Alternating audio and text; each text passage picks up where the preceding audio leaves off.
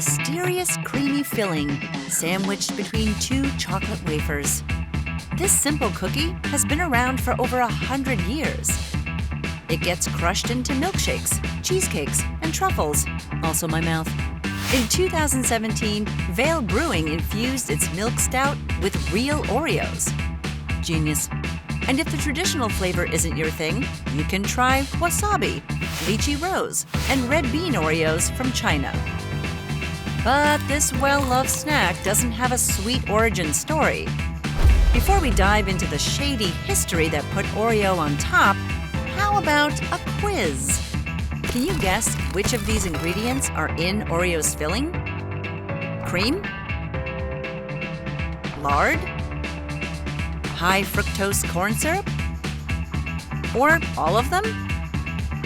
Put your answers in the comments below and stick around to see what makes up an Oreo. The official story of the Oreo cookie goes something like this. In 1912, the National Biscuit Company, now known as Nabisco, created a cream-filled chocolate wafer cookie. The company released it along with Mother Goose and Veronese biscuits as high-class biscuits. You've probably never heard of those two cookies, and for a good reason. Mother Goose and Veronese biscuits didn't sell, but the Oreo was a hit. End of story, right? All right, bye-bye. Take care. Not exactly. Long before Nabisco unveiled the Oreo, there were two brothers, Jacob and Joseph Luce. They were entrepreneurs in an American baking business. Here's the basic story. In 1897, Jacob stepped down as president of the American Biscuit Company, and Joseph took over. Joseph agreed to a merger with two rival companies, which created the National Biscuit Company, or Nabisco. Jacob was furious, let me tell you. So in 1902, he co-founded a new company which would become known as Sunshine Biscuits. And in 1908, Jacob's company debuted the Hydrox. Sounds delicious in a detergent kind of way.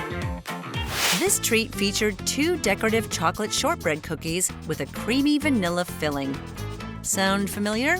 The Hydrox was Jacob's best seller. So, what did Sunshine's competitor do? It copied the idea. 4 years later, Nabisco released the Oreo.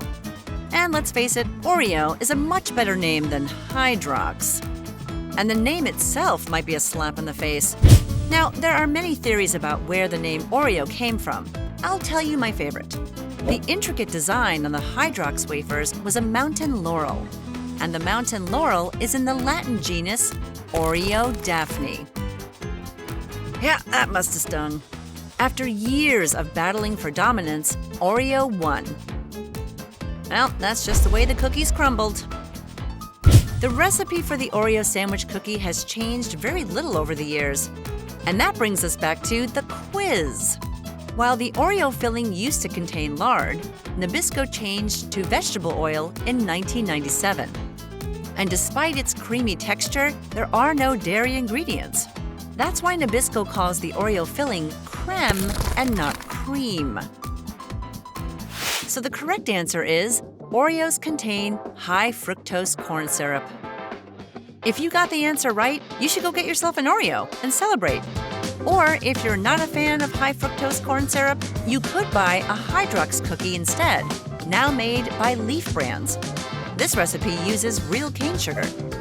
And listen, if you're trying to avoid sugar, I get it. Don't have a cookie, but do learn about the miracle sweetener that comes from monk fruit. You can find out everything about this sugar replacement on another episode of Origins of Food.